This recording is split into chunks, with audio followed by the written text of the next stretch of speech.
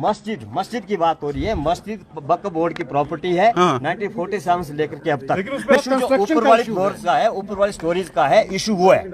Issue है कि वो कंस्ट्रक्शन के लिए परमिशन, ओनरशिप का कोई इशू नहीं है। ओनरशिप का इशू कोई नहीं है। कितने लीगल है कितने इलीगल, उसमें क्या वो जे रिपोर्ट देगा, उसका हम रिप्लाई फाइल करेंगे। कब तक देगा जी रिपोर्ट? वो 5 अक्टूबर को केस लगा हुआ है, उस तक देगा।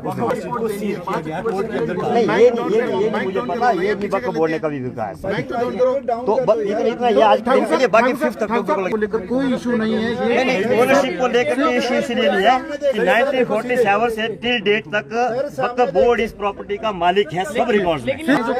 हाँ, उसके रिगार्डिंग जो है, उसके रिगार्डिंग वो स्टेटस रिपोर्ट सबमिट करेंगे। तो जो लोकल की तरफ से जो कंप्लेंट हुई है वो क्या है? उसको एप्लीकेशन दी है, कंप्लेंट नहीं है, उन्होंने एप्लीकेशन किया, उसका हम रिप्लाई फाइल करेंगे। लतीफ उर्फ नेगी के नाम से उनको जानते हैं। मैं कोटखाई महासू का रहने वाला हूँ जी।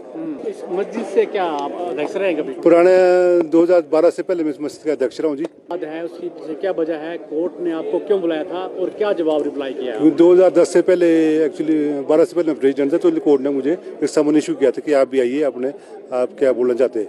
तो मैं तो एक्चुअली कहीं बाहर था, मैं तो कल ही पहुंचा सवेरे, तो मैंने अपने 5-10 का टाइम दिया, तो 5-10 को उसका जवाब प्रॉपर कोर्ट को दे दूंगा। कम थी चीज़ का नक्शा जो एमसी को जमा करवाया था, उसके बाद एक्चुअली जो नोटिस था ना, वो नोटिस जो सलीम टेलर को भेजते रहे, और उसमें उन्हें क्या त्रुटियां थी, एमसी क्या लिखता था, वो क्या जवाब देता था, और वो सारा क्लियर नहीं हो रही बात ना कि इन्हें क्या त्रुटियां निकाली एमसी ने नक्शे पे, उन्हें क्या जवाब दिया। अब बाहर का आदमी कैसे प्रधान बन गया? वो प्रधान एक्चुअली ने एक लोकल कमेटी गठित कर ली। इनका एक्चुअली हम हिमाचल के तो 2-3 आदमी हैं संजौली में, इनका संख्या ज़्यादा है। तो जब वहाँ पे हालात ऐसे तो अपने आप ही सब ने हेड ऑफ डिपार्टमेंट खुद ही बन गए मस्जिद के। नहीं, मैंने उसके बाद हमने छोड़ दिया था, क्योंकि जब मैंने हालात वहाँ के देखे, क्योंकि इनके अपने हिसाब से चलना शुरू कर दिया उन्होंने, क्योंकि 99% तो यही लोग हैं वहाँ पे। हम तो 1% 2-3 आदमी हम तो वहाँ पे सिर्फ। तो बोर्ड की कैसे हुई, सब कुछ है आपका रिकॉर्ड? आज जो एमसी को सारा रिकॉर्ड जमा करवा दिया जी कि ये वक्फ बोर्ड की है। ये एमसी इनको कमिश्नर साहब ने मान लिया कि जमीन वक्फ बोर्ड की है, और बाकी जो नक्शे के बाकी त्रुटियां नक्शे में रहेगी। जो स्थिति उत्पन्न हुई है, ये जो बिल्डिंग बनी है, मैं स्पष्ट करना चाहूँगा 2010 में जो है अवैध निर्माण शुरू हुआ। इसको कुछ लोग मंदिर और मस्जिद से जोड़ के देख रहे हैं, धर्म से जोड़ के देख रहे हैं। बात वो नहीं है। बात यह है कि अगर वो बिल्डिंग बन रही थी 2010 में और उसकी कंप्लेंट हुई, तो 10 साल बाद उसमें कांग्रेस के मेयर भी रहे हैं उस समय, उसमें कम्युनिस्ट भी थे जो मेयर रहे हैं, पदाधिकारी रहे हैं, और बीजेपी के मेयर भी रहे। सरकारें जो है उस टाइम कांग्रेस की भी रही हैं, सरकारें जो हैं वो बीजेपी की भी रही हैं।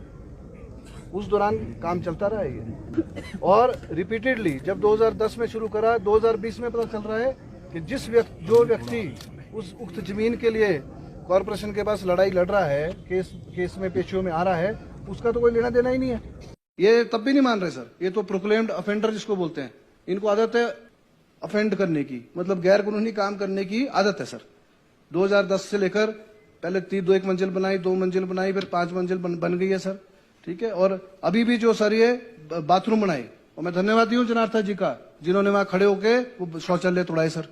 मेरा आपसे यही अनुरोध है सर, इमीडिएटली इस बिल्डिंग को जो है ध्यान में रखते हुए अवैध जो घोषित करी गई है, क्यों इनका बिजली पानी नहीं काटा सर?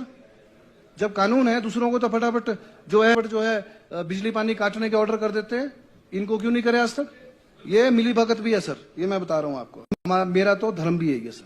वो सिंगल एक दुकान होती थी, जो जमीन का मालिकाना हक है वो तो हिमाचल प्रदेश सरकार है, उनका तो कब्जा है, इसलिए नक्शा तो कभी पास ही नहीं हो सकता उसका। 10 साल कॉर्पोरेशन जो है किसी और के साथ ही केस लड़ती रही कि उनकी जमीन है, बाद में 10 साल बाद बोलते हैं तो इसकी जमीन ही नहीं है। और अगर अवैध बनाया है, आज विधानसभा में भी क्वेश्चन इसका उठा है, मुख्यमंत्री से भी सारे संगठन मिले हैं, और मुख्यमंत्री ने पूरा विश्वास दिलाया है कि इस पर जल्द ही सख्त एक्शन लिया जाएगा। और भारी राज्यों से जो लोग आ रहे हैं, क्या पता वो बांग्लादेश से आ रहे हैं, रोहिंग्या मुसलमान है, या क्या पता वो पाकिस्तान से आ रहे हैं, कोई टेररिस्ट है। सीधी बात है, तो उनकी प्रॉपर मैं समझता हूँ एक इंक्वायरी होनी चाहिए। अगर 6,000-7,000 स्क्वायर फीट बार कागजों में आ रहा है, रिटर्न आ रहा है उनका, तो जो जवाब आ रहा है, मैंने पढ़ के भी सुनाया है, मेरे पास हाउस में मैंने लेके आया है। अगर बार जो है आ रहा है कि ये तो अवैध है, तो गिराओ। हमारा बड़ा स्पष्ट मानना है कि वो अवैध है तो उसको हटाना ही चाहिए, और ये परिस्थिति हिमाचल प्रदेश में बिल्कुल भी जो है वो बर्दाश्त नहीं की जा सकती है कि अवैध तरीके से इस प्रकार से